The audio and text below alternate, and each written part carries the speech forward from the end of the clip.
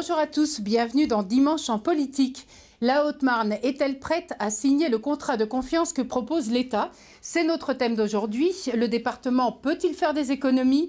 Activités nucléaires, parc national, Animal Explora. Quels sont les projets que la Haute-Marne veut développer sur son territoire? On en débat avec nos invités. Bérangère Abba, bonjour. Bonjour. Donc vous êtes la nouvelle députée La République En Marche de Haute-Marne. Et puis Nicolas Lacroix, bonjour. Vous êtes président Les Républicains du département de Haute-Marne. Donc la Haute-Marne peut-elle faire des économies? C'est notre premier thème. C'est en tout cas le vœu du gouvernement de demander aux collectivités locales de faire des économies. Mais est-ce bien, Bérangère Abba, est-ce bien au département de faire cet effort financier? Alors, pas que au département. Je crois qu'on est tous conscients, c'est une responsabilité collective de la nécessité de maîtriser les dépenses publiques, compte tenu du déficit que l'on sait. Tout le monde y prend sa part et je crois que ce travail se poursuit entre les différents niveaux de collectivité et l'État. Est-ce que vous avez déjà fait des efforts, Nicolas Lacroix? Alors oui, le département a déjà effectué beaucoup d'efforts, les autres collectivités évidemment aussi. J'hérite d'une situation laissée par Bruno Sido très saine, qui vont nous permettre d'investir et de continuer à fonctionner dans de bonnes conditions. Oui, puisque ça fait quelques mois seulement que vous êtes aux manettes, si j'ose dire. C'est ça, oui. Bruno Sido, effectivement, touché par le cumul des mandats, a dû laisser son poste de président. Et donc, j'ai cette confiance depuis quelques mois. Alors, vous avez un budget dans le département de Haute-Marne de 230 millions. Est-ce que c'est assez? Et surtout, est-ce que vous pouvez encore économiser? Alors, c'est jamais assez, évidemment. Mais les économies, je vous le disais, ont été réalisées depuis plusieurs années. Et aujourd'hui, effectivement, ça devient plus compliqué de faire des économies, surtout quand les efforts ont déjà été réalisés avant. Sur quoi les avez-vous fait? Mais sur l'ensemble du fonctionnement, sur les allocations individuelles de solidarité, sur le fonctionnement récurrent, sur le fonctionnement en matière de personnel, sur l'entretien des routes, enfin sur le fonctionnement classique d'une collectivité comme le département. Bérangère Abba, les collectivités locales dépensent trop? Non, elles essayent d'avoir, je l'espère, une gestion tout à fait rationnelle. Il y a des équilibres à retrouver, puisqu'effectivement, les changements qui ont été induits par la loi NOTRe sur les différentes compétences qui sont ou ne sont plus de l'ordre du département ont nécessité de se réorganiser. On a aussi des phénomènes récents et nouveaux. Je pense aux mineurs isolés, qu'on va aborder, j'imagine. Oui, tout à fait, on peut en parler, parce que de toute façon, c'est aussi un problème qui se pose actuellement aux autres départements de France. Le problème de l'accueil, notamment des migrants isolés, c'est-à-dire des mineurs isolés, c'est-à-dire les migrants qui viennent sans leurs parents, sans leur famille, et qui sont du coup à la charge des départements. Est-ce que c'est un phénomène qui touche la Haute-Marne? Oui, bien sûr, c'est un phénomène qui touche la Haute-Marne. Alors nous travaillons beaucoup, nous avons signé une convention avec Madame le Préfet pour que l'accueil se fasse dans de bonnes conditions. Et aujourd'hui, nous sommes un peu moins touchés, mais nous restons vigilants. C'est un coût important pour le département. C'est un sujet de discussion avec le gouvernement. D'ailleurs, lundi, nous attendons des annonces du Premier ministre, qui étaient déjà annoncées lors du Congrès des départements de France à l'automne, qui avait déjà été annoncé par le Premier ministre Valls. Et aujourd'hui, nous attendons vraiment un retour positif du gouvernement. Donc les inquiétudes des présidents de département, on les a entendues aussi par la voix du président des Ardennes, Noël Bourgeois, qui s'inquiète de la prise en charge de ces mineurs non accompagnés et puis également des aides sociales qu'il doit délivrer sans compensation financière de l'État. On l'écoute. En 2017, c'est 3 millions d'euros au niveau de l'hébergement et 450 000 euros au niveau des frais de personnel. Ces sommes qui sont pas neutres pour la collectivité s'ajoutent bien évidemment au reste à charge des AIS, ces allocations individuelles de solidarité, qui, je le rappelle, pour 2017, se montent à 41 millions d'euros. Donc on voit bien que ces politiques pèsent d'une manière considérable sur les budgets départementaux et on attend bien évidemment de l'État des compensations qui soient à la hauteur des enjeux. Alors Bérengère Abba, ces difficultés financières de certains départements sont-elles prises en compte par le gouvernement? Elles le sont bien évidemment. Les réflexions ont lieu depuis plusieurs mois. Il y avait différentes options. L'État pouvait s'engager à reprendre en charge directement l'accueil et l'accompagnement de ces mineurs isolés. L'autre option étant de mieux accompagner et de soutenir les départements qui en ont la charge. Les arbitrages doivent avoir lieu lundi. Je ne peux donc pas me faire la voix de Matignon à cette heure. Bien sûr, il faudra attendre lundi pour savoir exactement ce qui va être proposé. Mais cette réflexion est très sérieuse et il y a un véritable volontarisme. Mais on entend le président des Ardennes, il y a d'autres problèmes avec la compensation pour les EHPAD, par exemple les maisons de retraite, si on le dit plus simplement, et puis également tous les centres d'accompagnement social. Est-ce que vous avez ces problèmes-là financiers pour faire fonctionner ces structures, Nicolas Lacroix? On parlait tout à l'heure de fonctionnement. L'action sociale, d'une façon générale, c'est 56% du budget de fonctionnement d'un département. Donc aujourd'hui, on doit vraiment être vigilant à ces dépenses. Alors évidemment, il y a les aides à l'autonomie, il y a les aides qui accompagnent les personnes handicapées. Et vous avez effectivement le phénomène nouveau MNA, sur lequel... Donc mineurs non accompagnés. Mineurs non accompagnés, sur lequel le département doit réaliser l'évaluation. C'est là-dessus que nous attendons des annonces du gouvernement. L'évaluation et la prise en charge. Et c'est important, c'est 800 000 € pour le département en 2017. Avec une tendance qui, pour l'instant, évolue d'une façon inquiétante. Donc nous voulons vraiment rester vigilants dans l'évaluation. C'est 70% des évaluations qui s'avèrent être en majorité, donc non prises en charge par le département. Mais ça reste très important pour la Haute-Marne et certainement beaucoup plus pour d'autres départements, je pense en particulier effectivement aux Ardennes. Alors, autre problème, donc, les structures, je le disais, les EHPAD, on a vu le personnel qui était en grève pendant plusieurs jours, une grève largement suivie, parce que les conditions de travail sont très difficiles, manque de moyens. Qui doit payer ? Alors qui doit payer, tout le monde, évidemment, doit participer à ça. C'est une véritable réflexion de société.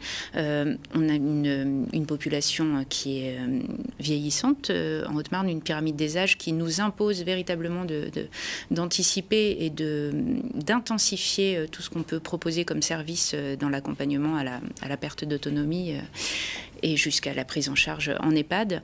Alors cette réflexion, elle est menée également du côté du ministère de la Santé. Madame la ministre Agnès Buzyn a fait des annonces et a débloqué déjà des crédits importants en ce sens.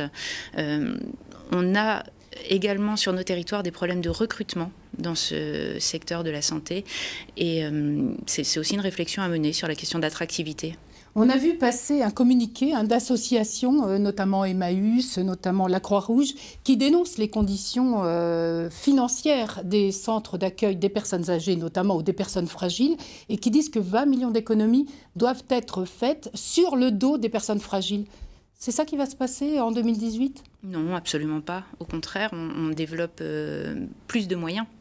Maintenant, effectivement, l'augmentation des besoins nous donne la responsabilité de développer plus de postes. De donner davantage d'argent aux départements. Est-ce que vous, tout seuls, les départements, est-ce que vous pouvez payer l'augmentation du nombre d'aides sociales ? Ça fait aussi partie des discussions qu'on doit avoir avec l'État, puisqu'on n'est pas maître justement de ces compensations données par l'État au département pour prendre en charge la dépendance. Je rappelle quand même que les personnes âgées rentrent de plus en plus tard dans les établissements et sont donc de plus en plus dépendantes, d'où les difficultés rencontrées dans les établissements. Alors, quel développement pour la Haute-Marne? Le nucléaire ou l'énergie verte, c'est notre deuxième thème. L'actualité a été marquée, vous l'avez vu, ça ne vous a pas échappé, par l'intervention des forces de l'ordre sur le site d'enfouissement des déchets nucléaires, le site CIGEO, qui est donc situé à Bure, entre la Meuse et la Haute-Marne. C'était le 22 février dernier. On regarde ce petit rappel. Du côté des pour, il y a l'État qui souhaite régler la question des déchets radioactifs. Le gouvernement veut aller vite et ne surtout pas revivre un Notre-Dame-des-Landes.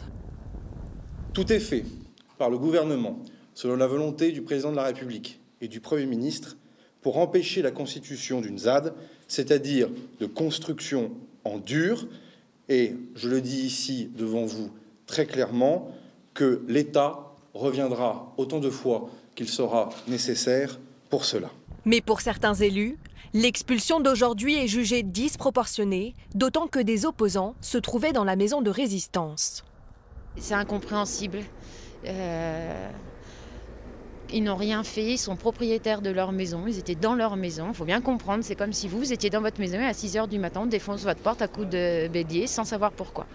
Des passes d'armes jusque dans l'hémicycle, comme cet après-midi, avec cet échange tendu entre une députée La France Insoumise et Nicolas Hulot.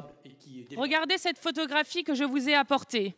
Les militants de Bure, vous voyez au moment où elle a été prise, comme je vous vois aujourd'hui. Je ne vous reconnais plus. Je n'ai pas l'impression fondamentalement d'être en porte-à-faux avec ma conscience.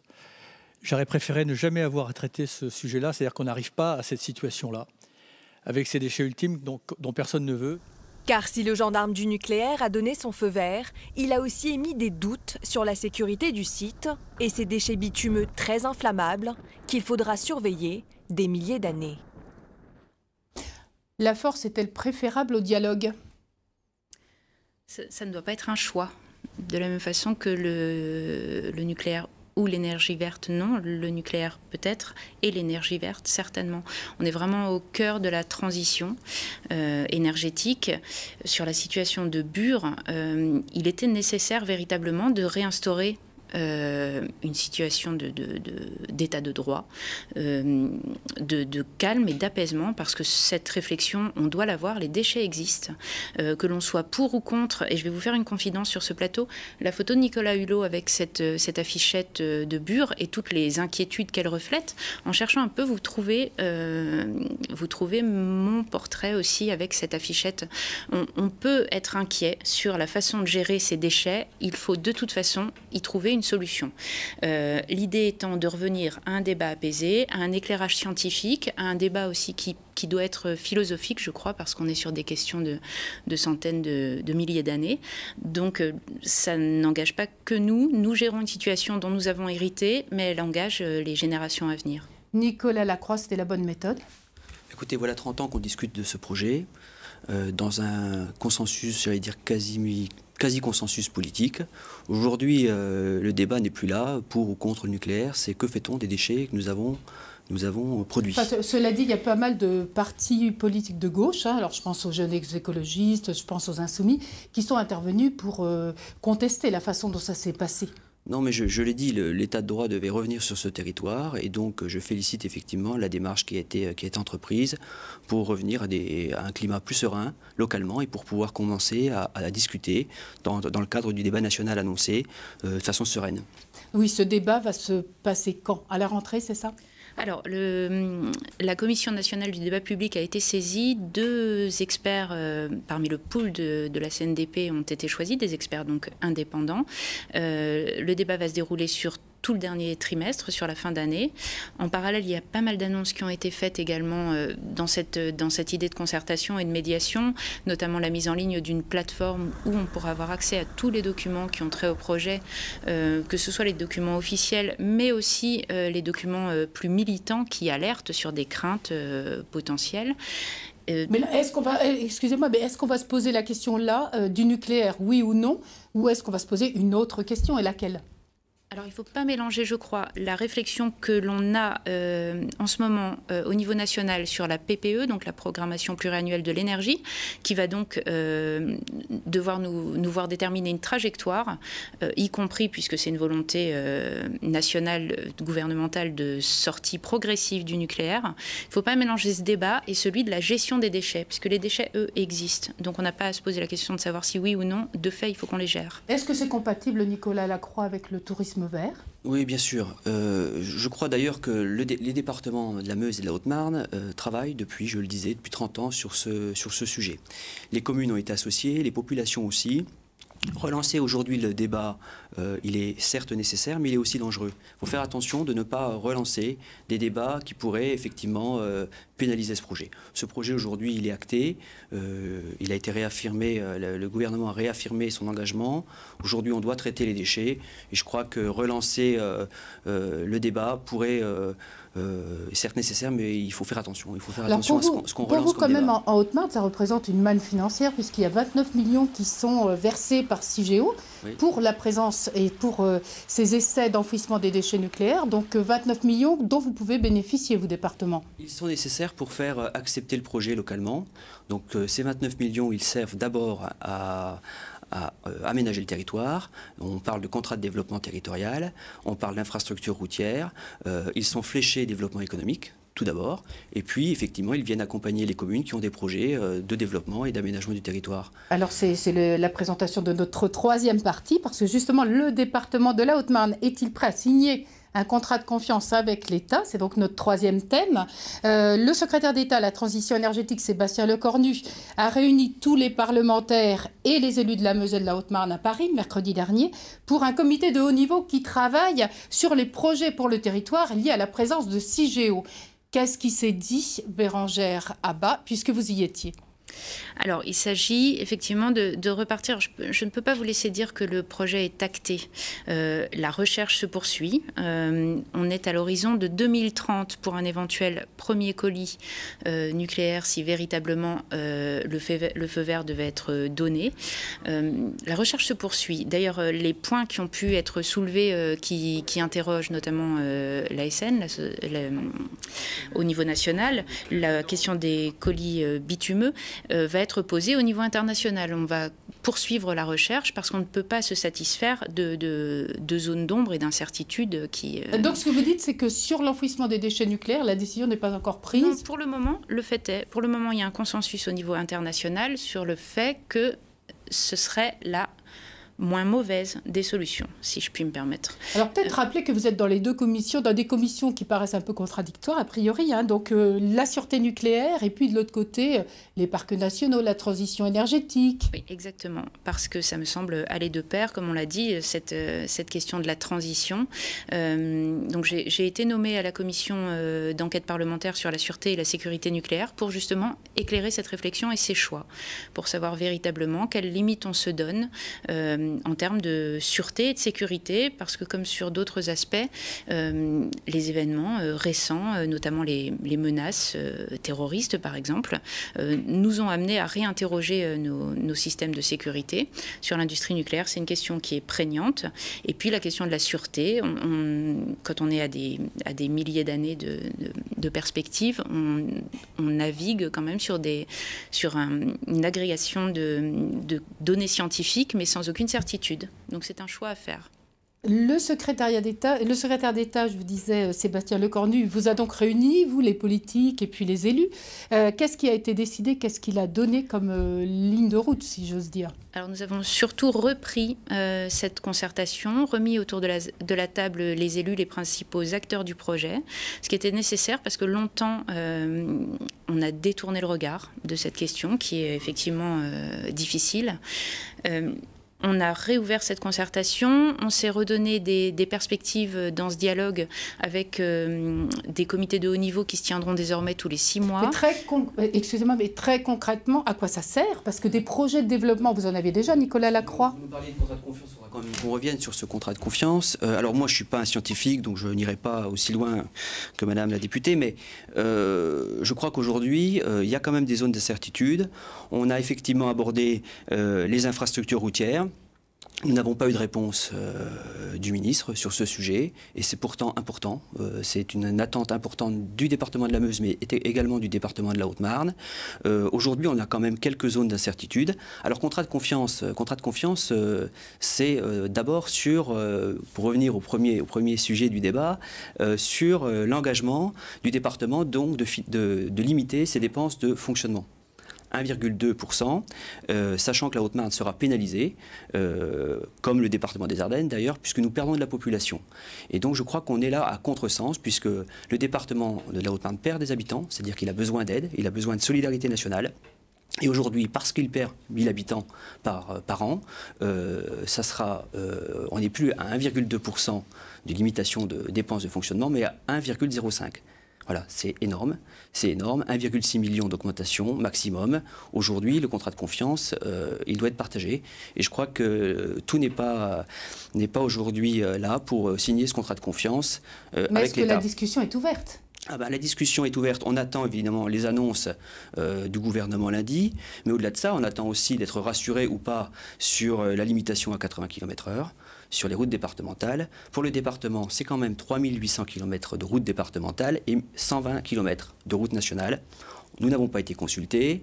Le gouvernement veut passer en force sur un sujet qui concernait d'abord et avant tout le département. Vous voyez, ce sont des petits sujets, mais mis bout à bout, la confiance n'est pas là. Elle n'est pas partagée. Ce contrat doit être évidemment discuté. Aujourd'hui, avec l'Association des départements de France, on n'est pas encore au stade de signer ce contrat de confiance avec l'État. Qu'est-ce que vous attendez concrètement de l'État? Bérangère Abba est là pour vous répondre. Essayez de vous répondre. Écoutez, on avait déjà eu effectivement le coup de rabot sous l'ère de François Hollande. Aujourd'hui, ce n'est plus un coup de rabot, mais c'est quand même un muselage du département. Je vous l'ai dit, on a déjà fait beaucoup d'efforts. Aujourd'hui, nous demander de limiter les dépenses de fonctionnement à 1,05%. C'est 1,05, puisque c'est 0,15 en moins parce que nous avons perdu de la population. C'est 1,6 million sur, je le répète, 230 millions de budget. C'est énorme. Ça nous empêche d'investir, puisque je rappelle quand même que l'emprunt pèse sur le fonctionnement, donc on ne peut plus investir, on ne peut plus embaucher, mais ce on n'est ne peut pas plus votre développer. compétence, ça, d'investir. On investit sur les routes, on investit dans nos collèges, on investit dans le cadre des casernements, on investit sur l'ensemble des infrastructures. Puis je le rappelle, on investit sur des projets qui devraient être portés par l'État et que l'État ne porte pas. Je pense par exemple à la caserne de gendarmerie de Chaumont. Je pense également à une compétence... Je pense à une compétence, effectivement, qui n'est plus la nôtre, mais il y a une vraie demande de notre département en milieu rural. Je pense à l'aide aux agriculteurs. Nous venons d'annoncer une aide exceptionnelle d'1,2 million d'euros sur 3 ans au monde agricole. Tout ça, c'est des choses qui ne sont effectivement pas dans la loi NOTRe, mais si nous ne le faisons pas, personne ne le fera à notre place, et surtout pas l'État en ce moment. Bérangère Abba. Oui, alors plusieurs choses. Déjà, je crois qu'il ne faut pas mélanger le contrat de développement territorial qui est lié à la présence de Bure-Saudron sur le Nord-Haute-Marne. Contrat de confiance. Voilà, sur ce point de Bure et sur le contrat qui se détermine au sein du comité de haut niveau, je crois qu'on peut déjà quand même dire que les 30 millions qui sont versés au travers du GIP sur les investissements et le développement économique sur notre département ont largement contribué à la gestion saine dont vous faites état et dont vous avez hérité. Dans un second temps, si vous me permettez... Le territoire quand même accepte ce projet. Les départements se sont impliqués depuis 30 ans. Un contrat de confiance a eu lieu avec les communes, avec les habitants. Aujourd'hui, c'est un dû. Les 30 millions d'euros, je trouve ça totalement normal pour l'acceptabilité du projet sur le territoire. On ne peut pas remettre en cause. Et il faudra qu'on parle aussi de la fiscalité. Mais ça participe et ça doit participer et ça aurait dû participer. On devra parler de la fiscalité aussi parce que la fiscalité sur ce projet est très importante. Et là, je crois qu'il y aura des vrais débats. On ne peut pas aujourd'hui remettre en cause des choses qui ont été mises en place depuis 30 ans. Et la fiscalité sera un point, je pense, important de discussion avec le gouvernement. Tout à fait. Et d'ailleurs, les réflexions semblent être tout à fait partagées. Donc, je suis tout à fait confiante sur le fait que nous trouvions des solutions et des clés de répartition de la fiscalité en bonne intelligence entre les différents niveaux de collectivité. Maintenant, sur le contrat de confiance avec l'État, qui donc n'est pas encore acté, mais on sait qu'il y a... ça devrait être en avril. C'est une volonté de l'État. Le décret est sorti. Le décret est sorti en avril. Il devrait y avoir des premières expérimentations. Beaucoup trop souvent, il n'y a pas de baisse des dotations de l'État. L'État a préféré s'inscrire dans ses contrats de confiance avec les plus grosses collectivités pour, moyennant cette non-baisse des dotations, contenir la dépense et la hausse des dépenses de fonctionnement dans la limite. Dépenses de fonctionnement, mais très bien, donc vous ne devriez pas avoir peur de ce contrat de confiance. Mais là, Nicolas Lacroix nous dit qu'il ne peut pas faire davantage d'économies.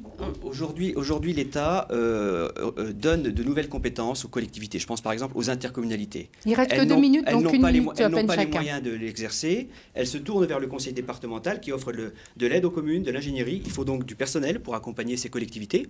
Aujourd'hui, on n'aura plus les moyens de le faire si on nous limite à 1,2, qui c'est vraiment minime, enfin 1,05 même. Écoutez, je crois que ça fait partie de ces engagements que nous pouvons tous tenir collectivement. J'aimerais qu'on parle aussi des ZDS, donc cette annonce qui vient d'être faite de la réintégration de la quasi-totalité du territoire haut-marnais sur les aides agricoles, les aides au titre de territoire défavorisé simple, c'est ça? On est donc très rapidement dans une transmission de cette carte à la Commission européenne, ce qui voudra dire un retour d'aide supplémentaire à l'agriculture haut-marnaise sur la quasi-totalité du territoire. Je pense qu'on a des signaux quand même relativement intéressants et qu'on peut se faire cette confiance que de travailler ensemble plutôt que de s'enfermer a priori dans des postures. Merci à tous les deux d'avoir participé à ce débat qui est déjà fini, mais on attend les déclarations tout de même qui seront faites par le Premier ministre Édouard Philippe lundi devant les présidents de département, puis on verra si cela vous satisfait et si du coup vous êtes prêts à signer le contrat de confiance avec l'État. C'est la fin de cette émission, merci de votre fidélité, vous pouvez la retrouver sur notre site internet. Bon dimanche à tous et restez sur France 3 pour la suite de nos programmes. Bonne journée à tous.